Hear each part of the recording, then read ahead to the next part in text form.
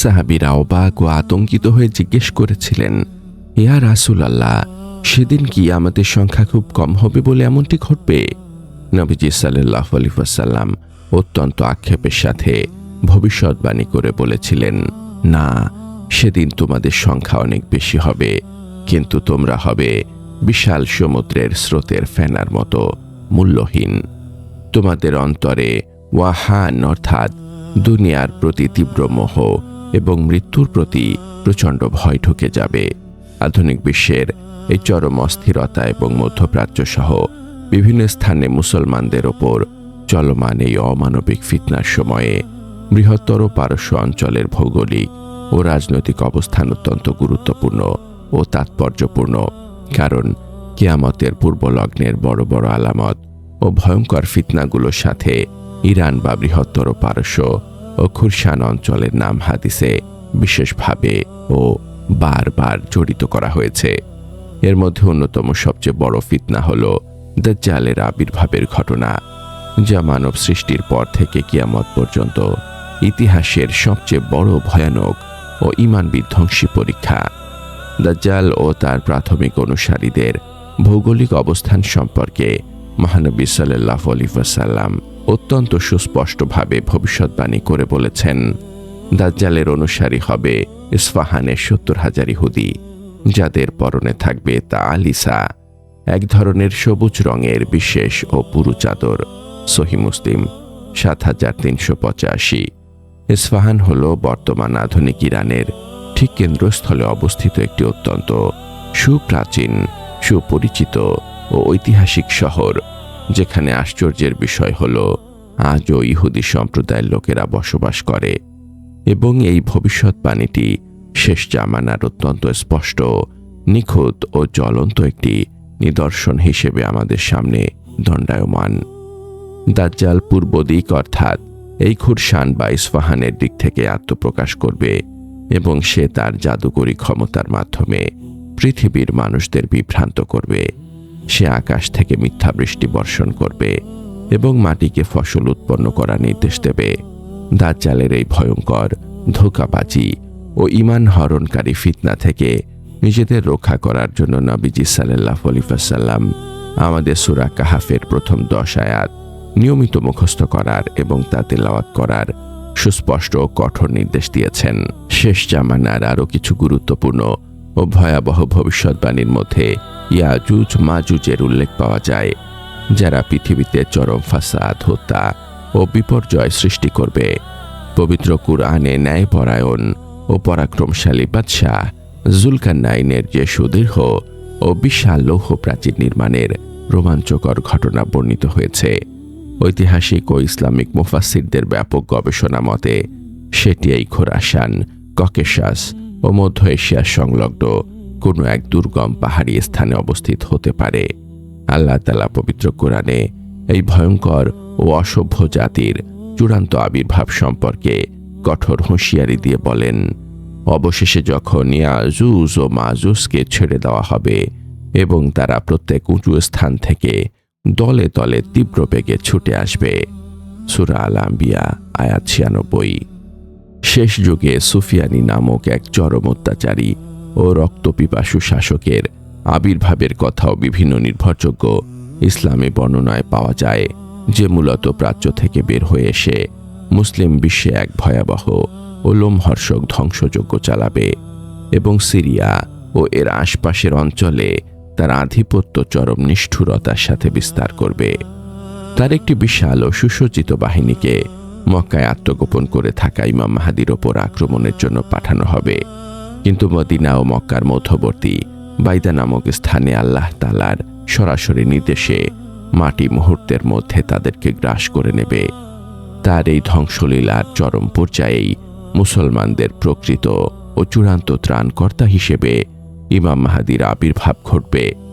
ইমাম মাহদীর আগমনের সময় পূর্ব দিক থেকে, বিশেষ করে ঐতিহাসিক খুরসান অঞ্চল থেকে, যেই খুরসান অঞ্চলের একটি বিরাট অংশ জুড়ে বর্তমান ইরান, আফগানিস্তান, তুর্কমেনিস্তান ও মধ্য এশিয়া অবস্থিত, এবং যেই অঞ্চলের অন্যতম প্রধান শহর হল নিশাপুর, যেখান থেকে ইমাম মুসলিমের মতো বিখ্যাত মুহাদ্দিসদের জন্ম হয়েছে, সেই অঞ্চল থেকে কালো পতাকাধারী একদল অকুতভয় ও ঈমানদীপ্ত মুজাহিদ বের হয়ে আসবে, যারা ইমাম মাহদীকে সর্বাত্মকভাবে সাহায্য করবে এবং তাদের সামনে পৃথিবীর কোনো পরাশক্তি তখন টিকতে পারবে না।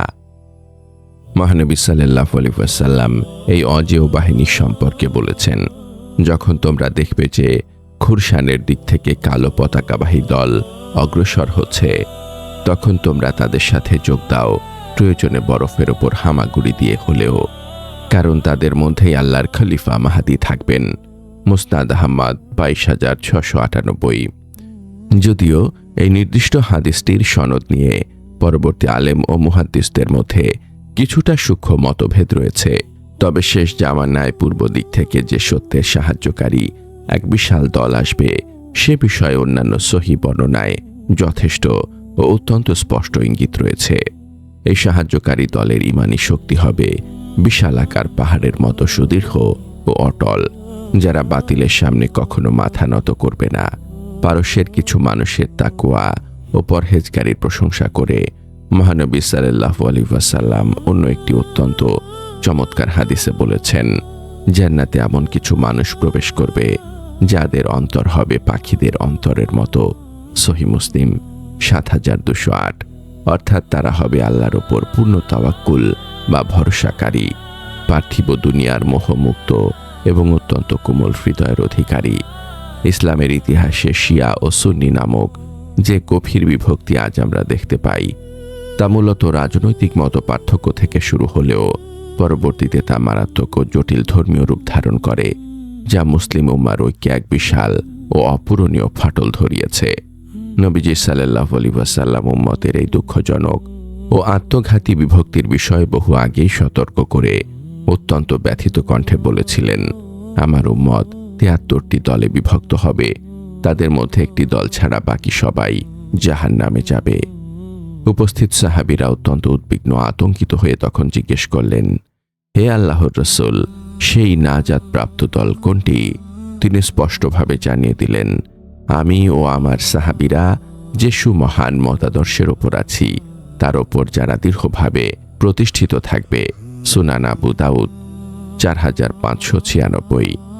১৬শ শতাব্দীতে সফাভি সাম্রাজ্যের রাজনৈতিক উত্থানের পর ইরানের শিয়া মতবাদকে যখন রাষ্ট্রীয়ভাবে কঠোর হাতে ও চূড়ান্তভাবে প্রতিষ্ঠিত করা হয়, তখন থেকে এটি বিশ্বের বৃহত্তম শিয়া মুসলিম দেশে পরিণত হয়, যেখানে বর্তমানে প্রায় ৯০ থেকে ৯৫% মানুষই এই মতাবলম্বী।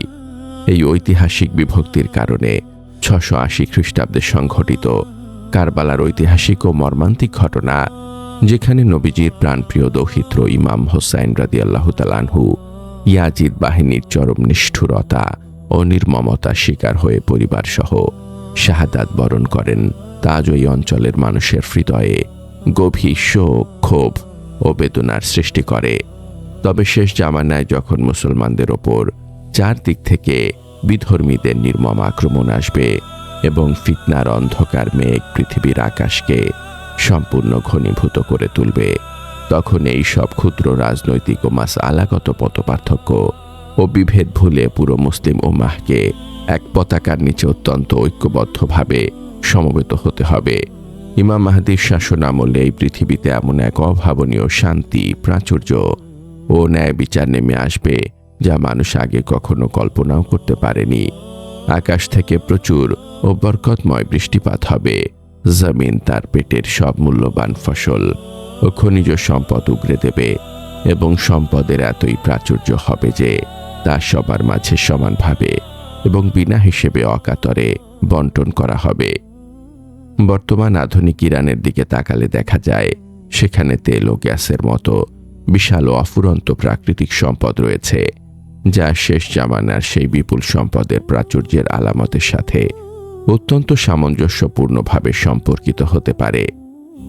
এত সব ফিতনা, রক্তক্ষয়ী যুদ্ধ বিগ্রহ, মতাদর্শিক বিভক্তি এবং শেষ জামানার ভয়ঙ্কর পরীক্ষাগুলোর মাঝেও একজন প্রকৃত মুমিনের প্রধান ও পবিত্র দায়িত্ব হল যে কোনো মূল্যে নিজেদের ঈমানকে মজবুত রাখা, বেশি বেশি ইবাদত ও নেক আমল করা, সবসময় সত্য ও ন্যায়ের পথে অবিচল থাকা এবং বিশ্ব মুসলিমের ঐক্যের জন্য নিরলসভাবে কাজ করা। আমাদের সবাইকে অত্যন্ত গভীরভাবে মনে রাখতে হবে, দুনিয়ার এই ক্ষণস্থায়ী জীবন কেবলই একটি পরীক্ষা ক্ষেত্র, আর আখিরাতই হলো আমাদের প্রকৃত, চূড়ান্ত ও চিরস্থায়ী ঠিকানা। তাই আমাদের প্রতিটি কাজ, প্রতিটি সিদ্ধান্ত এবং প্রতিটি পদক্ষেপ হতে হবে পবিত্র কুরআন ও সুন্নাহর আলোকে সুনির্দিষ্টভাবে পরিচালিত। হে আল্লাহ, আপনি আমাদের সবাইকে দাজ্জালের ভয়াবহ ফিতনা, ইয়াজুজ মাজুজের ধ্বংসলীলা এবং শেষ জামানার সকল প্রকার বিপদাশঙ্কা থেকে সম্পূর্ণভাবে হেফাজত করুন এবং ঈমানের সাথে অবিচল থেকে আপনার প্রিয় বান্দাদের অন্তর্ভুক্ত হওয়ার তৌফিক দান করুন। আমিন। প্রিয় দর্শক ও শ্রোতা মণ্ডলী, পবিত্র কোরআন ও সহিহ হাদিসের আলোকে শেষ জামানা, পারস্য এবং ভবিষ্যৎবাণী সম্পর্কিত এই সুদীর্ঘ ও ঐতিহাসিক আলোচনাটি আপনাদের কেমন লাগলো তা অবশ্যই আমাদের কমেন্ট করে জানাবেন এবং এমন আরও বস্তুনিষ্ঠ, তথ্যবহুল ও গবেষণামূলক ইসলামিক ভিডিও নিয়মিত পেতে আমাদের এই প্ল্যাটফর্মের সাথেই সর্বদা যুক্ত থাকুন।